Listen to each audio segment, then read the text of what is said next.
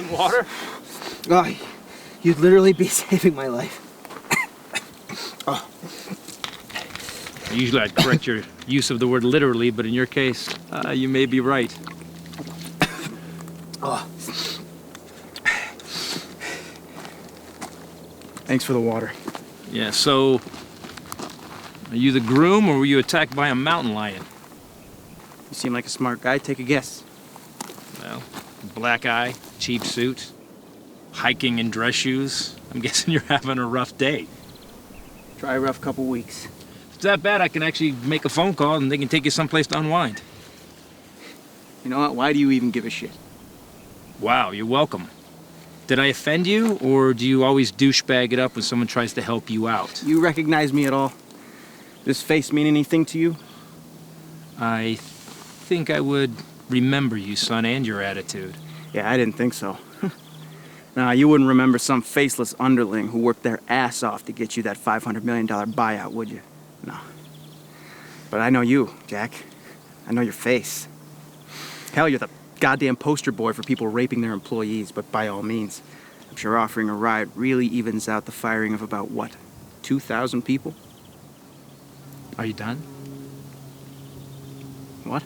Are you done? Making me a scapegoat for all your problems, because the offer for the ride still stands. And it was 2,411 people I downsized. I don't believe it. Can you... Did you miss the whole point of your rant? No, I understood completely.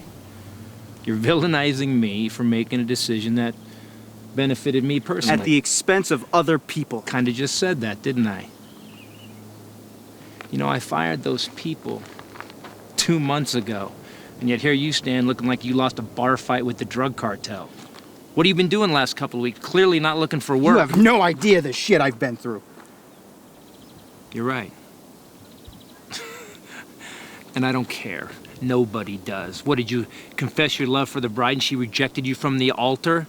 And I'm sure that's my fault too, right?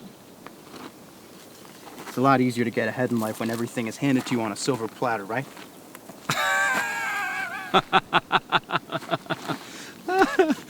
I'm sorry for laughing.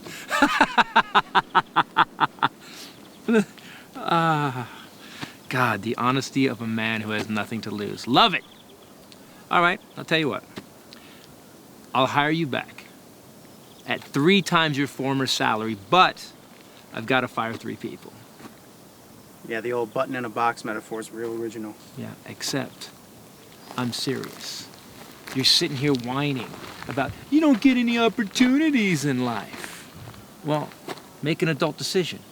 All we got to do is get rid of 3 people. And those jobs don't belong to you anyway. All we gotta do? Jesus, Jack. These are human beings.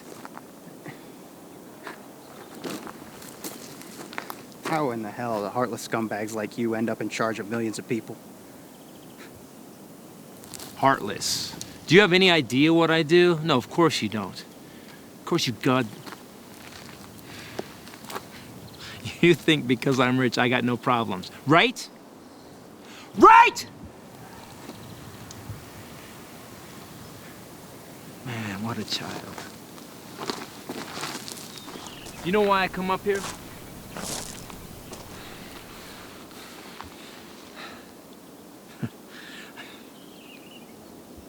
I come up here once a week to decide if I want to jump off. My life drains me. I got no upside. Every decision I make, 50% of the people are pissed off at me. I carry around the anger of thousands. And sometimes I come up here and just hope the weight of that pulls me off. I could use a gun, but any coward can pull the trigger. It takes a real man to step off the edge, knowing that death won't be quick. And you get a couple of moments to contemplate your existence. And a couple of more to regret your decision before you hit.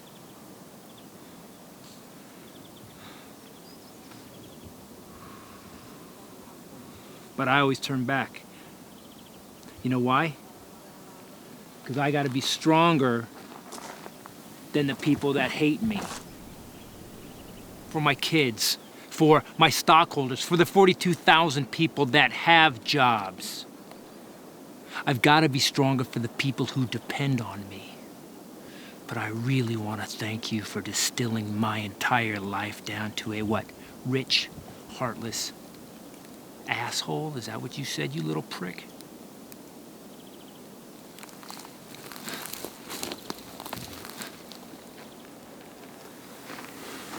Hey, listen. Shit, man, I'm sorry, all right? I guess I was just projecting. That's how. What? That's how heartless scumbags like me end up in charge of millions of people. And you are just a sad man standing on a mountain in some hobo's hand-me-down suit. You know, 2.5 minutes ago, you were willing to punch me in the throat, take me out. But a couple of minutes of blah blah, all of a sudden, you're consoling me. That's how. So you gonna take the job or not? My suit's not from a hobo. Though it might as well be. Excuse me? It's my father's. He wore this blazer at his second wedding. It's the only thing he left me in his will. Today was his funeral. And I got to give the eulogy.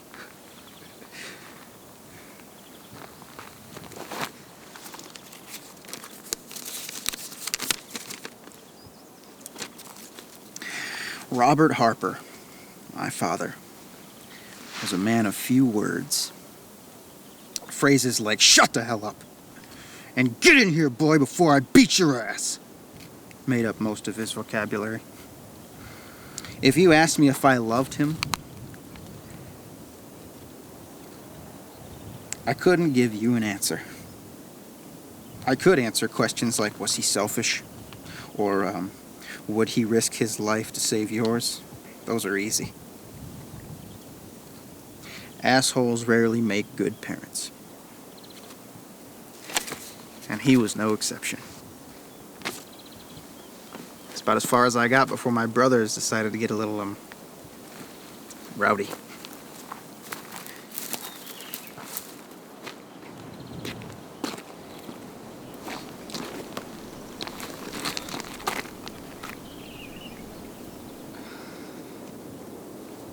My family was probably hoping that I'd lie to them. Make my dad out to be some great guy. Well, the truth is shitty. Sometimes people need to hear it.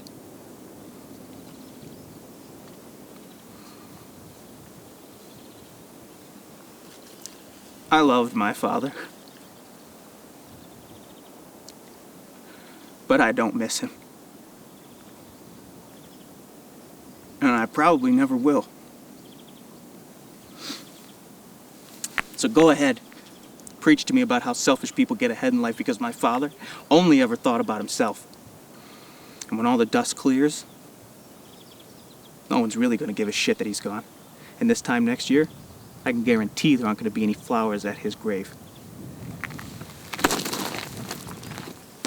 But he taught me something, Jack.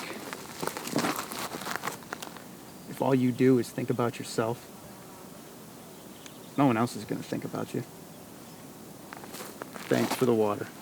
Enjoy your hike or whatever. Hey!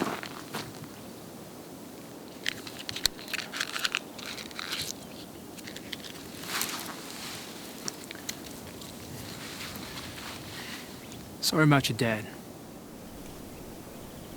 Yeah. Thanks.